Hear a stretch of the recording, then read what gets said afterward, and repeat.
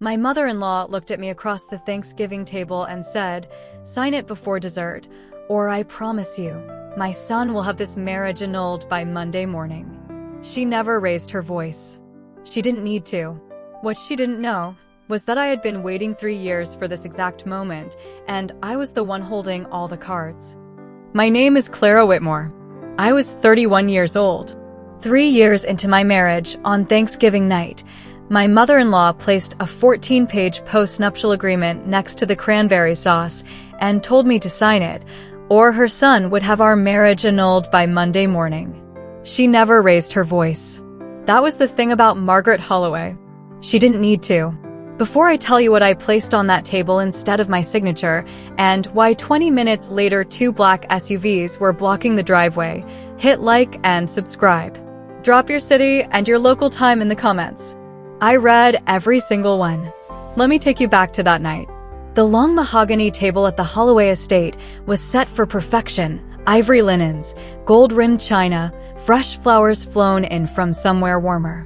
This was Thanksgiving at the Holloways. Not a holiday, a performance. I sat in the seat I had been quietly assigned for 3 years, between Daniel and his sister Victoria, directly across from Margaret. My husband, Daniel, was studying his wine glass like it contained the answers to every question he didn't want to ask. He hadn't looked at me since we drove through the iron gates 2 hours earlier. Margaret folded her hands on the tablecloth and looked at me with the particular expression she reserved for things that disappointed her: contractors who missed deadlines, caterers who misunderstood portion sizes, and me. "Clara," she said, making my name sound like a minor inconvenience. "You're a smart girl. I've always said that about you.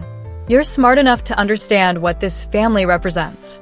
The Holloway name opens doors that most people spend entire lifetimes standing outside of. What we're asking isn't unreasonable. It's simply a formality." I looked at the document sitting next to the cranberry sauce. A postnuptial agreement. 14 pages. Drafted by the most expensive family law attorney in Connecticut. Designed to strip me of every marital asset if Daniel and I ever devo. It had been printed on heavy cream stock, the kind of paper that costs more per sheet than most people's lunch. Someone had placed a sleek black pen beside it like silverware. Like it was part of the place setting. "A formality?" I repeated. Daniel's father, Howard, set down his fork with slow precision. "Daniel's grandfather built this family from nothing. We protect what was built. That's not personal." "It feels a little personal," I said quietly. Victoria looked up from her manicure and gave me the smile she had perfected since the day Daniel introduced us: affectionate condescension. "No one is attacking you, Clara. We just think that given your background, it's reasonable to have certain protections in place. You came into this family with nothing. We'd simply like clarity on what leaves with you if things don't work out." Your background. Those 2 words had followed me around this house for 3 years. Your background, meaning the small 2-bedroom apartment in Akron where I grew up. Your background, meaning my mother worked double shifts at a grocery store and my father had been gone since I was 4. Your background, meaning I had not been born with a name that opened doors, so clearly I must have married one to get through them. They had never asked what I actually did. Not really. Daniel had told them early on that I ran a small software company. Margaret had nodded the way you nod when someone tells you they've taken up watercolor painting. Polite. Dismissive. The topic never came up again. To the Holloways, I was a pretty girl from nowhere who had charmed their son into a wedding and was now statistically likely to take half his trust fund if the marriage dissolved. They weren't entirely wrong about being strategic. They were just wrong about which one of us was playing chess. "I'm not signing it," I said. The table went still. Daniel finally looked up at me. His expression was complicated, part guilt, part warning, part something I recognized. As the look of a man who knows he has made a series of quiet compromises and is now watching them compound in real time. "Clara," he started. "I'm not signing it," I said again, calmly. The same calm Margaret used. I had been practicing it for 3 years. Howard leaned back in his chair. "Then I want you to understand what that means. I have a call scheduled with our attorney at 9 tomorrow morning. We begin the annulment process on grounds of fraudulent misrepresentation." "Fraudulent misrepresentation," I repeated. That's an interesting choice of words. Preston, Victoria's husband, cleared his throat. He was the enforcer, the one they used when they wanted to deliver bad news in the language of reasonableness. Clara, we've done our due diligence. We know your company's last filed revenue. $48,000 last year. We're not here to humiliate you. We're here to protect the family. I looked at Preston for a long moment. Then I said, pull out your phones. Search Velar Systems. VLAR. Nobody moved. Please, I said. The word was so precise, so controlled, that Victoria actually reached for her phone before catching herself. Margaret started, Clara, we're not going to. Velar Systems, I said again. It's fine. I'll wait. Daniel picked up his phone. He typed. I watched his face change. The color slowly left it. What is? He started, then stopped. Howard frowned, then picked up his own phone. Margaret looked at her husband with the expression of a woman who had never needed to look anything up in her life. Victoria typed. Preston's jaw tightened. Velar Systems was not the name on my business cards. It was the parent company, the quiet entity that sat above everything people could actually see. I had structured it that way deliberately, not to hide, but because when you build something real, you don't need it to be legible to people who aren't looking. The last public valuation of Velar Systems, reported in the Wall Street Journal 14 months ago, was $2.1 billion. The Holloway family's total net worth, including this estate and all of Howard's commercial real estate holdings, was approximately $400 million. I knew this because I had read their financial disclosures during due diligence 2 years ago, before one of my subsidiaries quietly extended them a commercial credit line. They knew the name of the bank. They didn't know who owned it. This isn't, Howard started. Possible. I offered. You. Been running this company since before you married Daniel? Margaret asked. Her voice had not changed. I respected that about her even now. She did not allow herself the luxury of visible shock. I founded Velar when I was 24, I said.